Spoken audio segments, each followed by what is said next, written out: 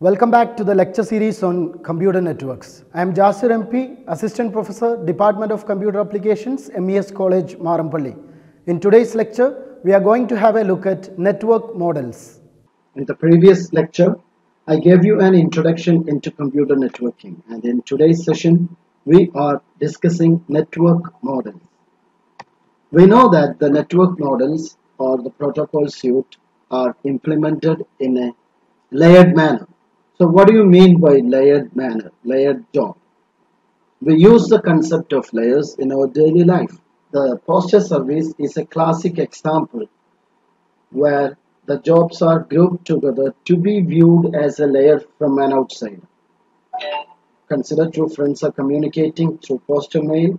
The process of sending a letter to a friend would have been extremely difficult if such layered services were not available. Now, to have an analogy with network modeling, let's have a look at the picture. The letter is written, put in an envelope and drop in a mailbox, and later the letter is carried from the mailbox to a post office by postman, and from the post office the letters are dispatched to different destinations by some carrier service. And the carrier service at the destination post office delivers these letters to the post office, which are further carried from the post office to the mailbox, and later the letter is picked up, removed from the envelope and read by the intended recipient. We could see that the functionalities are grouped into different levels or layers so that the functions are carried out in a smooth and efficient manner. Now, when coming to network modeling, we have different models, and we have a model called Open System Interconnection as a reference model of the International Standards Organization. As you all know, International Standards Organization or ISO is a multinational body dedicated to worldwide agreement on international standards, and open system interconnections were first introduced in the late 70s. Now, as per this model, we have different layers. We shouldn't forget that ISO is the organization and OSI is the model. Now, let's have a look at the layers of OSI reference model. At the top, we have application layer, which is followed by presentation, session, transport, network, data link, and physical layers in that order. Now, the picture shows the way the layers are stacked up in each computer, the source and destination. At the center side, we have application layer sits at the top of the layered stack, directly interacting with the user. And using the services provided by application layer, the user creates some messages, and the message is then passed on to the presentation layer. Presentation layer, if required, encrypts the packet and does the compression also, then pass it on to session layer. Session layer includes synchronization information required to carry out the dialogue between the source and destination, and the message is then passed on to transport layer. Transport layer is responsible for the process to process delivery. So for that, transport layer inserts socket or port address, and the message is then passed to network layer. Now, network layer inserts source and destination addresses, which are better known as IP address. After inserting the IP address, network layer passes the packet down to data link layer. Data link layer converts these packets into frames so that these frames could be transferred from different local hops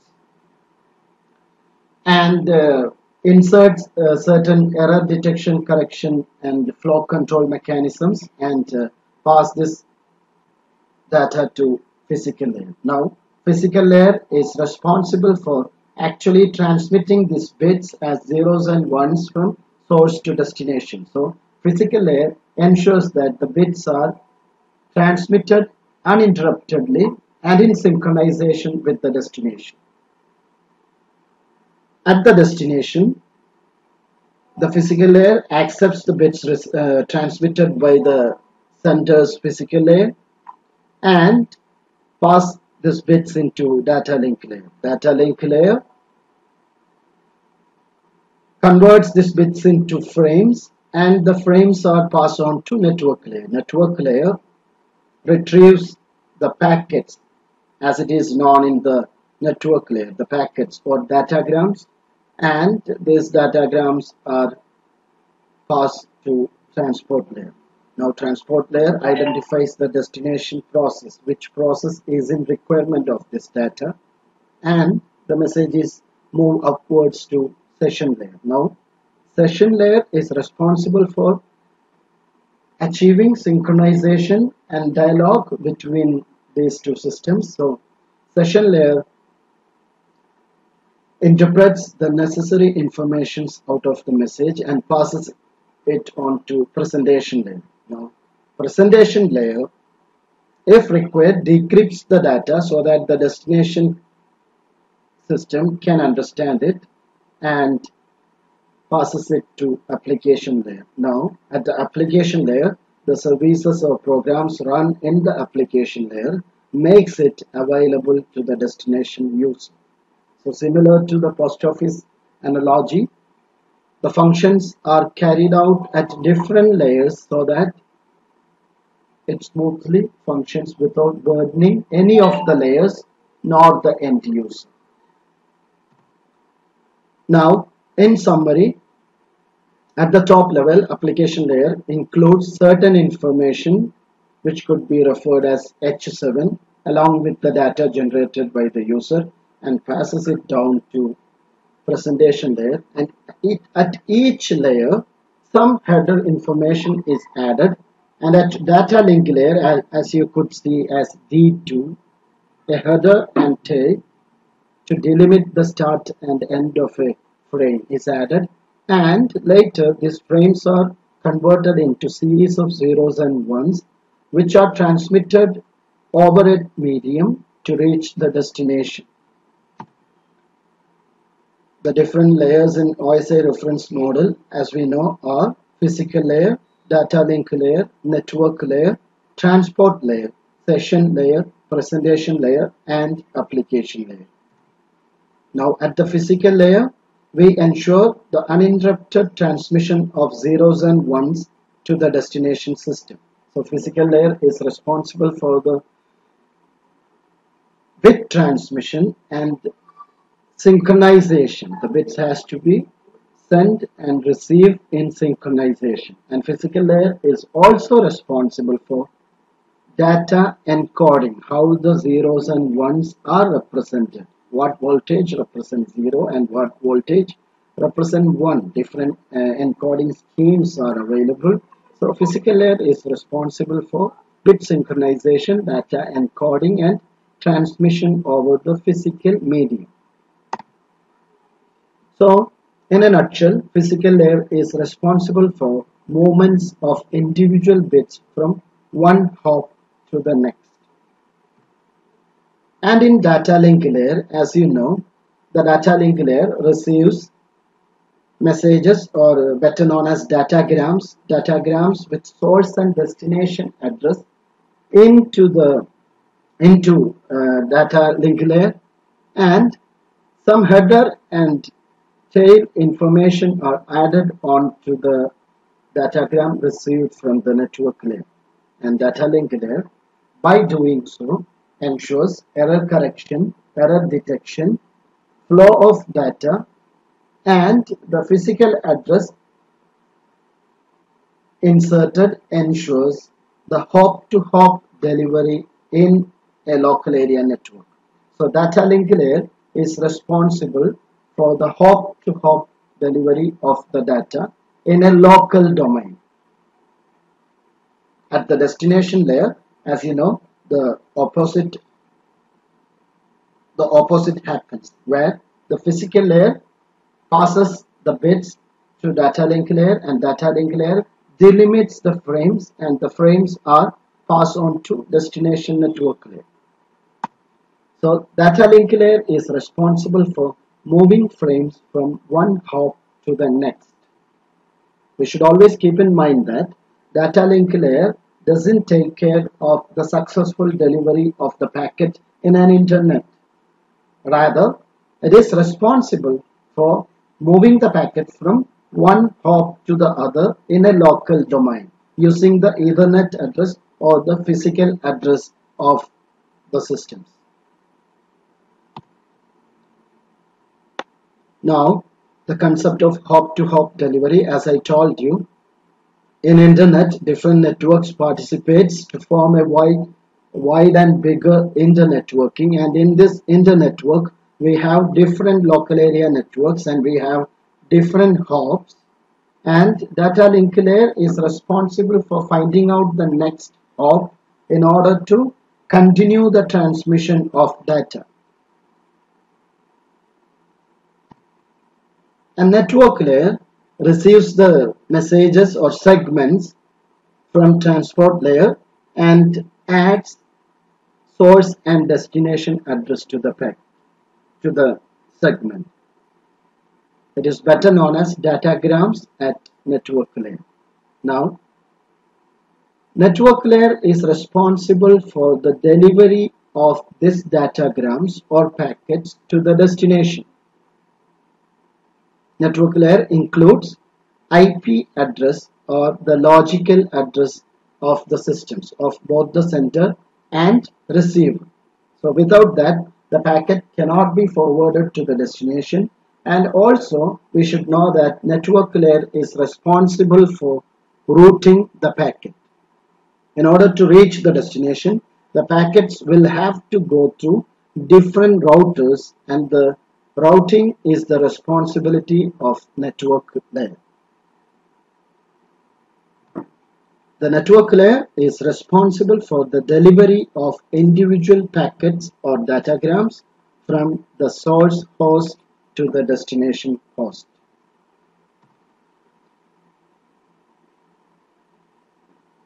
So, the hop-to-hop delivery continues at the data link layer, and network layer is responsible for routing this data from one network to other using routers, and it repeats until the actual destination with the logical address is reached.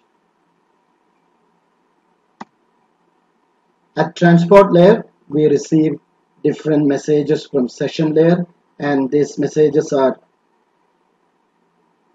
formed into what we call segments, and each segment will have the port address, the source and destination port addresses. So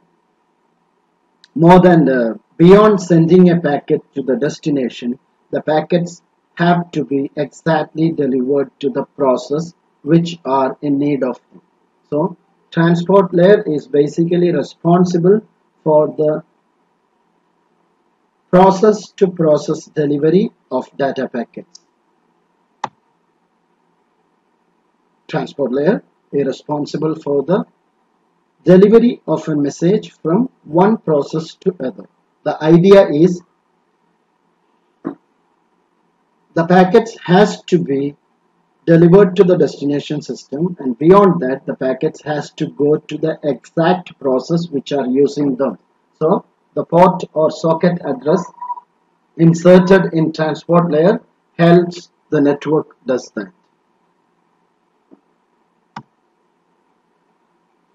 So transport layer is responsible for the reliable process-to-process delivery of a message.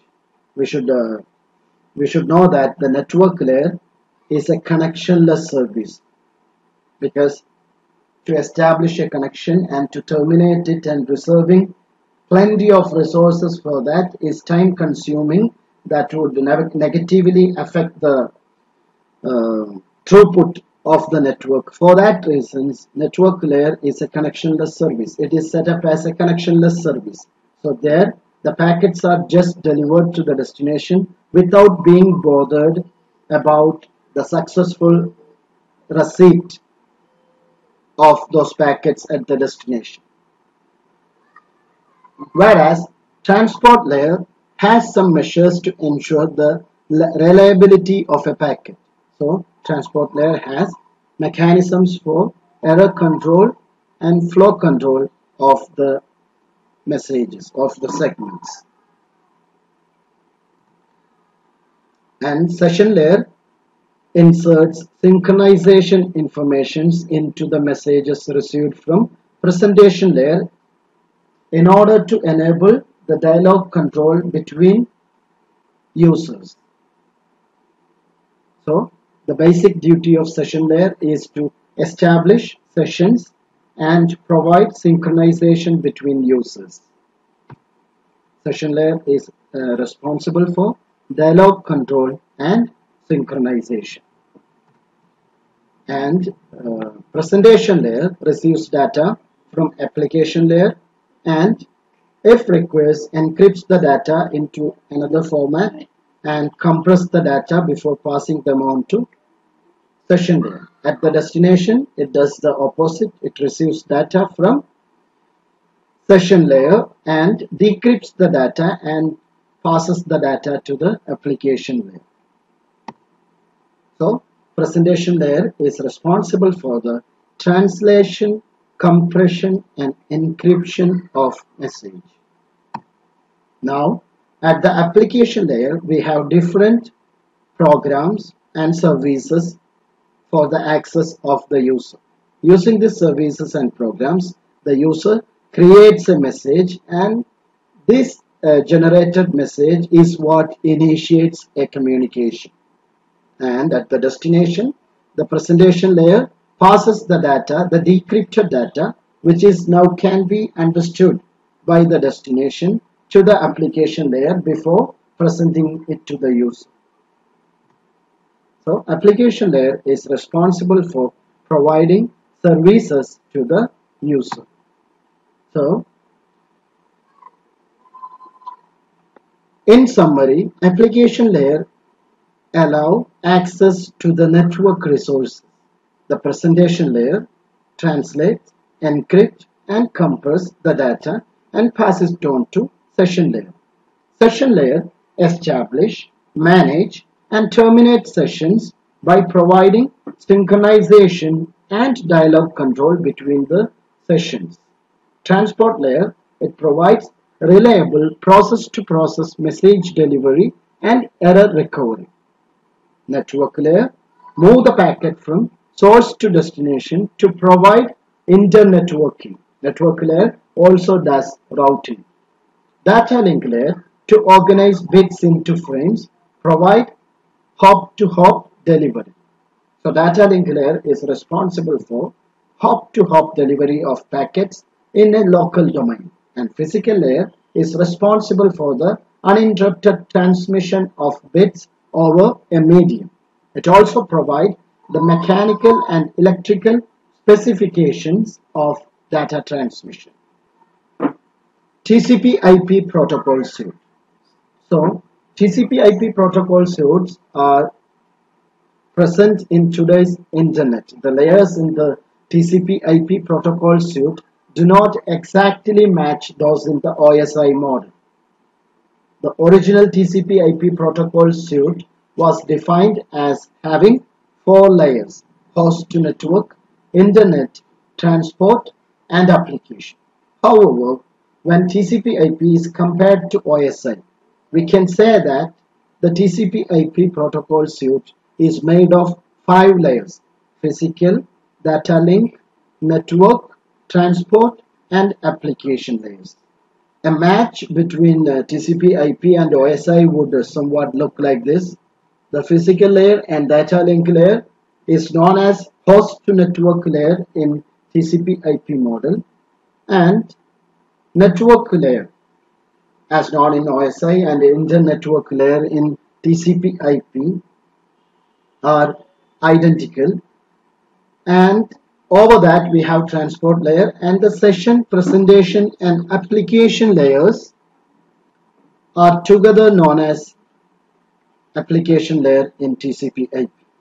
And many of these protocol suites might be familiar to the computer graduates. One famous protocol present in network layer in TCP/IP is IP, or Internet Protocol.